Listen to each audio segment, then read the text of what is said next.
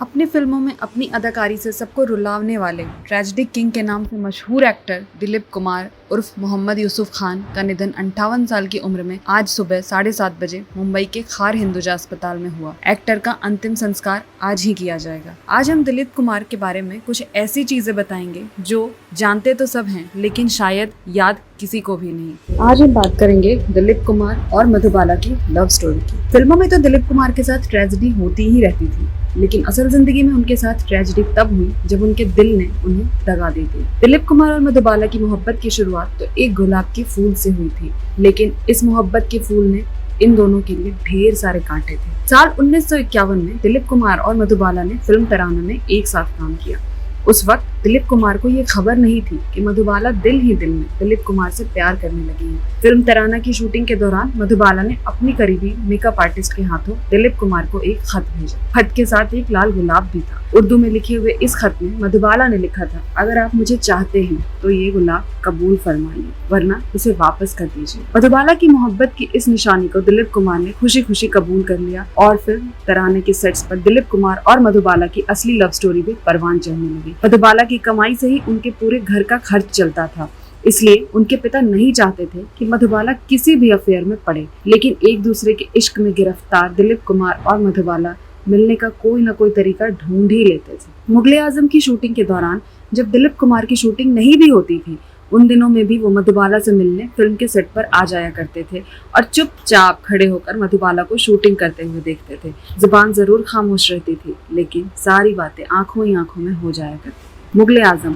वो फिल्म जो सिनेमा के इतिहास में सबसे ऊंचे पायदान पर है। ये फिल्म दिलीप कुमार और मधुबाला की असली लव स्टोरी और इस लव स्टोरी में आए आंधी और तूफान की गवाही रही है। मुगले आजम को बनने में तकरीबन 10 साल का लंबा वक्त लगा और इसी फिल्म के दौरान दिलीप कुमार और मधुबाला की प्रेम कहानी शुरू भी हुई। परवान भी चढ़ी और शूटिंग खत्म होते होते ये कहानी खत्म भी हो गई। जब मुगले आजम की शुरुआत हुई तो अनारकली के रोल के लिए इंडस्ट्री की कई अभिनेत्रियों समेत अनगिनत नए चेहरों का स्क्रीन टेस्ट लिया गया, लेकिन आखिरकार इस रोल के लिए मधुबाला को ही चुना गया। फिल्म पत्रकार बनी रियोबेन द्वारा लिखी किताब Dilip Kumar star legend of Indian cinema के मुताबिक मुगले आजम में मधुबाला की एंट्री को लेकर बहुत कुछ लिखा जा चुका है, लेकिन हकीकत सिर्फ यही है कि मधुबाला अनारकली बनी क्योंकि शहजादे सलीम चाहते थे कि वो अनारकली बने। मोहब्बत परवान चढ़ रही थी। दिलीप कुमार ने जल्द ही अपनी सबसे बड़ी बहन सकीना को शादी का पैगाम लेकर मधुबाला के घर भेजा। उन्होंने कहा कि अगर मधुबाला के पिता तैयार हों तो वो 7 दिन बाद मधुबाला से शादी करना चाहते हैं, लेकिन अताउल्ला खान ने इस रिश्ते की साफ इनकार कर दिया। पिता और दिलीप साहब वो 2 लोग जिन्हें मधुबाला जिंदगी में सबसे ज्यादा प्यार करती थी, लेकिन दोनों में से एक चुनना उनके लिए नामुमकिन सा हो गया था। इसी कश्मकश में दिन तो बीतते रहे, लेकिन उनके रिश्ते के धागे पर खिंचाव बढ़ता गया और फिर 1956 में वो तूफान आया जिससे शायद ये रिश्ता कभी उबर नहीं सका। फिल्म ढाके की मलमल की शूटिंग के दौरान दिलीप कुमार ने अभिनेता ओम प्रकाश के सामने मधुबाला से कहा वो आज ही उन्हें अपने साथ लेकर उनसे शादी करना चाहते हैं। दिलीप साहब ने यह भी कहा कि उनके घर पर एक काजी मोहम्मद है जो शादी की सारी तैयारियां कर देगा और वो चाहते हैं कि मधुबाला फौरन उनके साथ चले। लेकिन इसके साथ ही दिलीप साहब ने अपनी मोहब्बत मधुबाला के सामने एक शर्त रख दी। शर्त ये थी कि उनसे शादी के बाद मधुबाला को अपने पिता से सारे रिश्ते तोड़ने होंगे।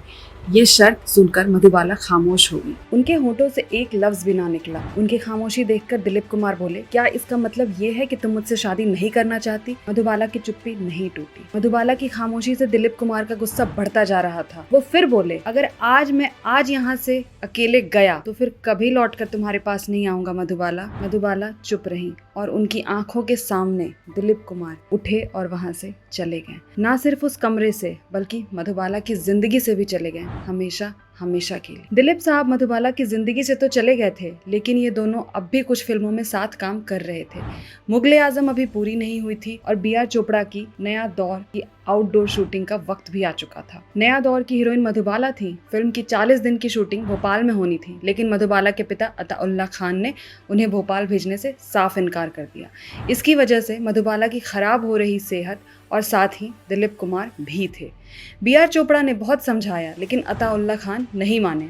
नाराज होकर बी.आर. चोपड़ा ने फौरन मधुबाला को फिल्म से निकाल दिया और वैजयंती माला को फिल्म की हीरोइन बना दिया। इसके बाद अताउल्ला खान ने बी.आर. चोपड़ा पर केस ठोक दिया, ये कहते हुए कि उन्होंने गलत कारणों से मधुबाला को फिल्म से निकाला है, जबकि फिल्म की शूटिंग बम्बई में भी की जा सकती थी। जवाब में बी.आर. चोपड़ा ने भी मधुबाला को दिया साइनिंग अमाउंट वापस मांगते हुए अताउल्ला खान पर एक क्रिमिनल केस ठोक दिया। ट्रायल के दौरान दिलीप कुमार और मधुबाला का कोर्ट में आमना सामना हुआ। दिलीप कुमार ने उसूलों की इस लड़ाई में बी.आर. चोपड़ा का साथ देने का फैसला किया और कोर्ट में उन्होंने मधुबाला और उनके पिता के खिलाफ सबूत पेश किए। खूब हंगामा हुआ। ट्रायल के दौरान दिलीप कुमार और मधुबाला के रिश्ते का जिक्र भी हुआ। तो मधुबाला ने अपने वकील आर.डी. चड्डा से कहा, मुझे विश्वास नहीं हो रहा कि ये वही शख्स है जो मुझसे बेपनाह मोहब्बत करता था और जिसे मैंने दुनिया में सबसे ज्यादा प्यार किया।